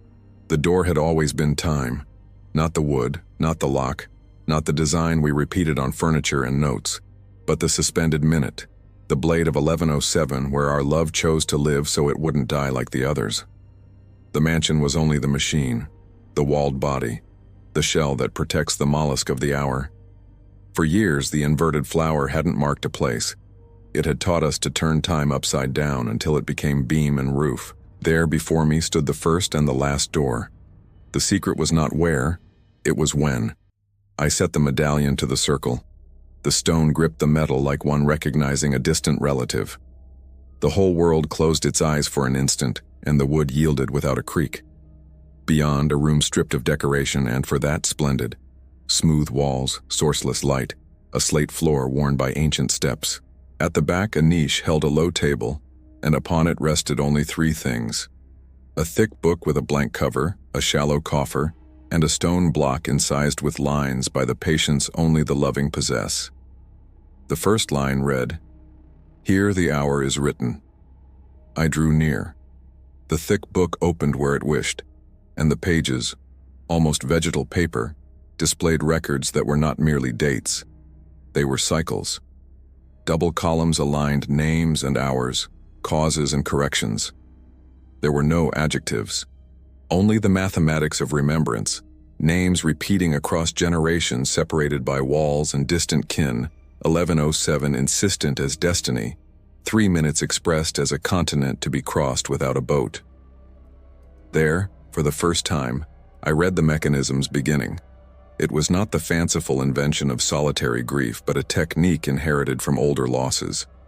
Before us, others had learned to turn a minute into a house to keep alive the gestures the world tends to crush. When I opened the shallow coffer, it answered with a reliquary's delicacy.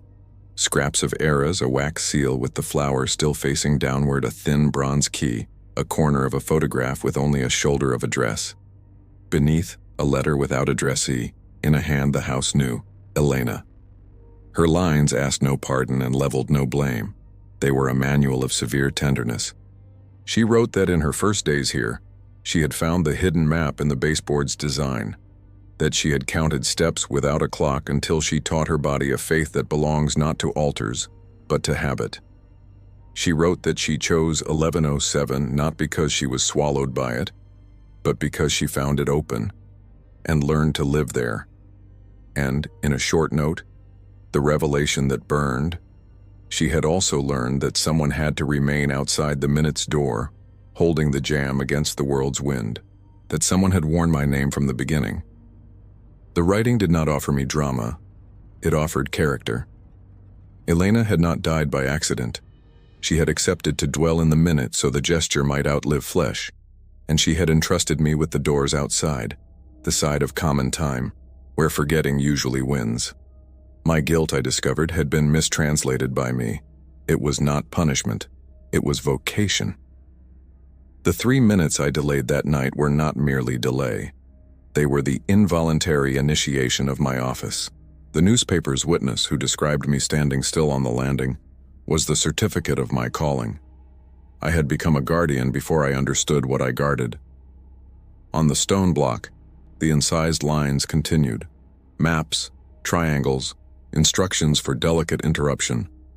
The fourth note, the petal's curvature, the audacity of 1107.5 as an ethical bridge. There were even the house's signs of fatigue, pages devoted to tiny failures of vibration, to noises that should not have happened, to distracted visitors frightened off in time. Among the inscriptions, one simple sentence, whole as a one-room house. When the gesture learns to stand without a victim, the hour allows you to go on. That was what the passage to 1108 meant. Not betrayal, but the maturity of the language. I turned back to the thick book. In the last pages, still blank, a single diagonal note, recent mine, written in a time I didn't remember living. Allow no substitutes. The ink gleamed as if still drying. My body recognized the tilt of the wrist. The house, in its oblique logic, crossed the fibers of years, returning to me acts I had yet to perform. And there was another truth hidden there. The entire system had always been a conversation between two overlaid times. I had watched myself all my life without knowing it. The man on the landing, the newspaper said it had seen, yesterday, tomorrow, always, was me. Outside, holding the minute's door. Inside, learning to open it without drawing blood. This ellipse of me over me brought the peace of a solved equation. It required no tears. It required assent. The mansion, which never asks for theatrics, asks only for precision. I closed the coffer. The scent of rain on stone retreated by a fraction, as though it had fulfilled its task of bringing me here. The medallion on my chest lost heat and gained weight. Not the weight of iron, but of responsibility finally accepting its form. In the dead of great revelations, only the central image was missing. The wall opposite the niche, smooth until then, began to show dampness in a drawing, water as pencil revealing what the eye could now bear. First, the outline of a staircase. Then, the pale square of a window. Finally, two bodies in shadow. Not figures, but functions. The one who falls, the one who hesitates. Water did the work of ink and delivered the scene to me without screams. The one who falls never fell by the fault of weight alone. He fell by the summons of the minute. The one who hesitates never hesitated out of malice. He hesitated from a vocation for guardianship not yet educated. Tenderly and cruelly, love had divided between us the labor of surviving the world. Then the house performed its final kindness. It lit within itself the right memories. The inner room glowed from afar like a resting chest. The piano breathed without needing to open. The library, sober, aligned its spines. The double doors accepted the clarity of 1108 as one admits a child has grown. And outside, on the stone path, the visitor's steps retreated 2 paces, firm, unafraid. The cycle no longer required a substitute. The gate, for the first time I can remember, closed without drama, only a fitting, the yes of a bolt that understands. I was left alone with the old wood and the sentence on the threshold. Every door is a minute. Behind me, the life of men. Ahead, the hour where Elena slept the just sleep. The function asked of me was not romantic, it was exact. To keep the bridge between the minute and the world, now without falling, without luring, without demanding victims. The flower on my chest had at last found its definitive vertical. The music without melody had left the measure to become a bracelet. I could, for the first time, open and close the hour without wounding it. Power is a dangerous word. In that chamber it sounded like kindness. I returned along the same trail of living stone, crossed the damp corridor, emerged into the stained glass hall. The fragments hovered less. Some already touched the rim, setting back in with the precision of things that know their socket. The wall clock now contained a new elasticity, discrete musculature for one who no longer freezes in order to exist. The house was taking back its contours, but the contours had unlearned the habit of prison. Elena, weightless density, still remained at the threshold, not as one who depends, as one who trusts. The library called me one last time. On the table, the writing case, the nib, the vial, the emerging sheet as before, but now truly blank, waited. I sat. My wrist knew what to do without consulting my head. I wrote what the house needed to carry when I wasn't in the room, when another rain fell on the stone, when other steps risked themselves along the leaf-strewn path. The hour can be opened without anyone falling. I drew the triangles in a single stroke, curved and steady. I noted the 4th note. I described, without adjectives, the modest heroism of 1107 and a half. I signed without signing, as guardians do, with the shadow of a name. The silence that followed was not emptiness. It was the fullness of a finished task. The portraits rested. The pedestal's dome exhaled one last vapor of living clock and quieted. The piano closed with the exact weight of a lid that knows what it keeps. The upright flower asked for no medals. It asked for continuity. The mansion, lighter, breathed in the world's tempo. There remained, however, one last door. Not the minutes, that one, at last, learned, but the house's door to the world. Outside, the gate's bolt awaited my gesture as one asks for a blessing. I walked to the entrance. The stone path steamed with the small cold of dawn. The hill returned in a low mist, the geometry of the trees. The visitor, faceless, had gone away to a near distance, close enough still to hear the house, far enough not to confuse promise with invitation. The gate's metal was damp. I touched it. Rust recognized me the way one recognizes an old craft. It was then at the hinge between inside and out that the mansion presented its last revelation, small but essential. On the jamb, hidden beneath varnish, someone decades before had carved a vertical line with 3 crosshatches, like marking children's growth on a kitchen wall. Beside it, tiny, the flower upside down. And beside that, the same flower, upright. The house had its own rite of growth, a before and an after. Our story, added to those prior, was only one more correction. And corrections, when they become language, stop being patches to become form. I closed the gate gently. The house did not sigh. It kept an even breath, as bodies do after a long fever breaks. I returned to the great room to place the pocket watch back in its place. The lid shut, with the modest sound of a true victory. The wall kept 1108 not as a front but as a new alphabet. The shadow the mirror returned to me was not perfect. It was sufficient. Perfection, I now knew, is the enemy of continuity. The truth about our love in the end had always been hidden behind a closed door. And the door was a minute. Not a secret chamber, not a room of ghosts, not a perpetual punishment. but the fold in time where a decided gesture refuses to die. We loved outside the world, and because of that, learned to give the world back to those who need it, without sacrificing the gesture. There are loves that build houses to fit. Ours built an hour. When I extinguished the lights that did not exist and left only the moderated glow the walls know how to keep, the mansion settled into the night with the poise of those who no longer need to provoke. Elena remained in the right place to remain. Not above, not below, but through. The minute did not hold me, I held it. And because of that, it could continue. The house practiced the new cadence with the shyness of someone learning to pronounce a difficult name. 3 drops, pause, 3 drops, pause, and the fourth, minimal, as if the stone itself blushed.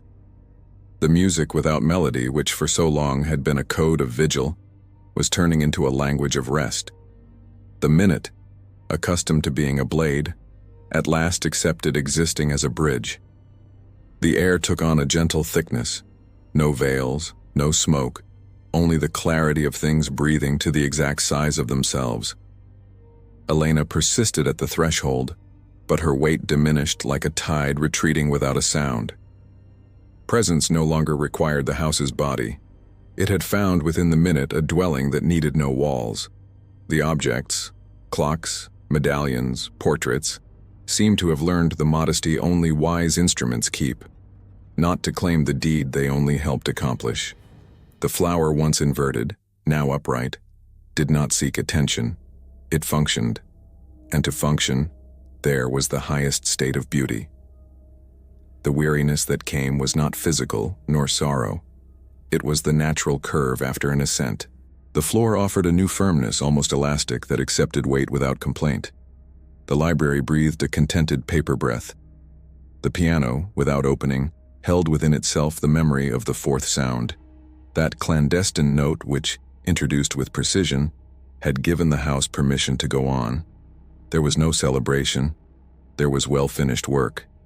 In that place, love had chosen to be craftsmanship. I walked the mansion the way one reviews embroidery from the reverse side. I touched the baseboards that hid passages, not to open them, but to thank the obstinacy of small woods. I ran my hand across the portraits to align dust. By reflex, I adjusted the angle of curtains that always ask for millimeters to seem right. The observation room kept the recent sheets in a handwriting that, though mine, felt from another time. Rift saved, interval learned, witness kept from becoming victim. The pinholes, blind eyes, rested.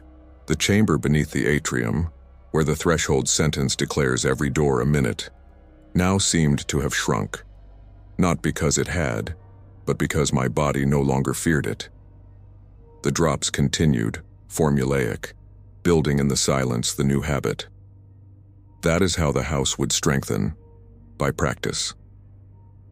Outside, the world moved with the triviality of leaves. The hill shifted from blue to the gray of an unannounced morning. Rain ceased to be memory and became fresh air.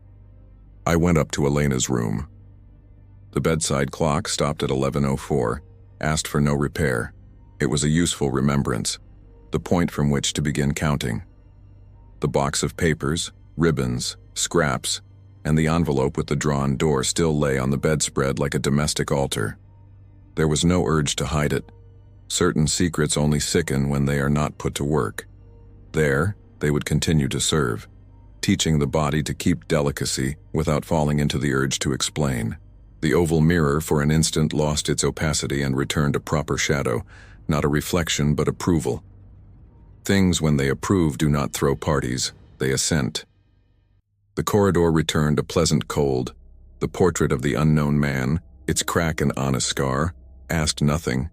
It was content to look from the proper point.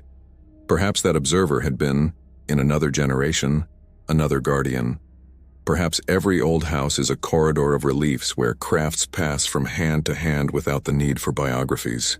In Elena's frame, the inscription beneath the painting, "Not everything we love remains alive," no longer sounded like threat. It had become method. Not everything remains alive, but everything remains kept when it finds the gesture capable of sustaining it. Now it was necessary to learn how to be, not as prisoner, not as holy hermit, but as part of an organism that accepts company without devouring it. I went down to the great room and left the pocket watch where it should sleep, the lid closed like a syllable concluding a sentence. The wall, with 1108 domesticated in metal, guarded itself against temptation. The double doors breathed in the rhythm of an old house that no longer fights the wind. The sideboard accepted my touch like one who complains less about dust. I sat on the landing step, the same where hesitation once consecrated me to the craft, and listened, with my whole body, as the mansion re-educated its fibers. In the foundations, the new note insisted, discreet, mannerly, steady. I could almost see it, a line of graphite crossing the house's blueprints linking corner to corner, a music drawn into architecture. Love, which so often dies from lack of patience, survived there by virtue of habit. And habit, so vilified, proved to be the most indestructible of promises. Dawn entered without announcement. The gate outside needed no watch. It had learned to watch itself. The hill, washed, left a first green where earlier there had been only gray. The house is not a temple, some part of me said in silence. It is an engine, and like every engine, it requires maintenance. The hours to come would ask for clotheslines of dust. Cloths passed sparingly, clocks tuned lightly, the nib dipped in the vial to record useful variations. None of these tasks would be heroic. For that very reason, they would be grand. As the day scraped the sky with pale fingernails, I felt Elena's presence withdraw to a precise place. Not far, not high, only just. The minute ceased to be a stage and became an airy room. Rest did not exclude vigilance, it only made it transparent. I, who had grown used to measuring every step with the ruler of guilt, understood that the ruler now served another work: to keep proportion. Guilt had been the instrument, the craft, the aim, intricate and simple. That logic closed the cycle with sweetness. At the threshold, the mirror's shadow returned a contour of me more defined than hours before. Not entire, but sufficient to cross the day. The house did not intend to restore me fully to the world, nor to hold me entirely to the hour. The settlement was half light, enough for me to recognize street and script, gate and paper, hill and pen. Anything beyond that would become noise. The heart, teacher of rhythms, accepted discretion as virtue.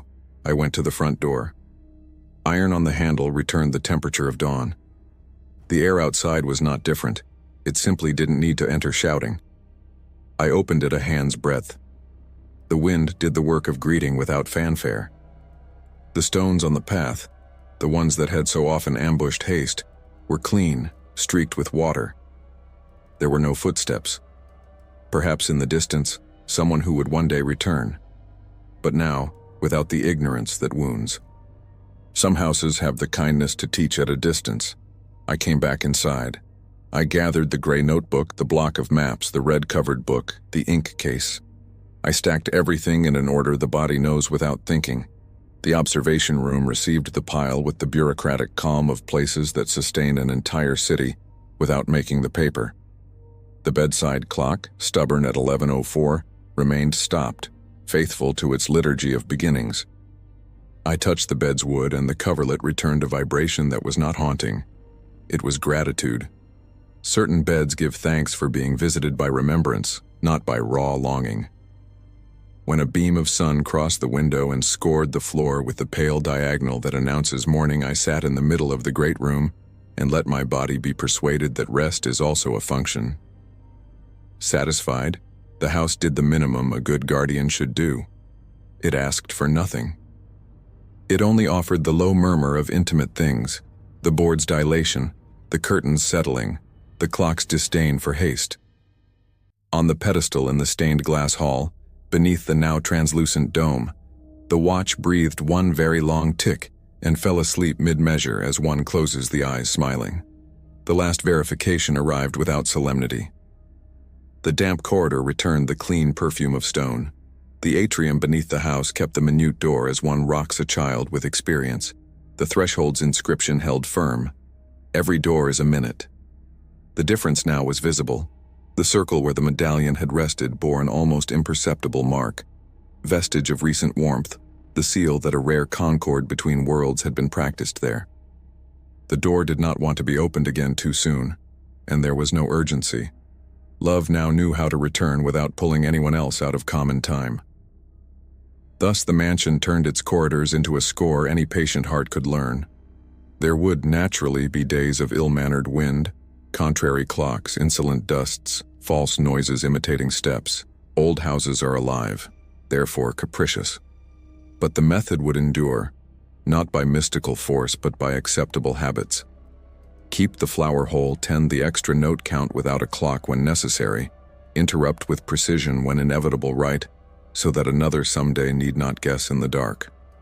Before sleep took me in the worn armchair, I accepted that the truth about our love was not an image to be contemplated, but a service to be rendered.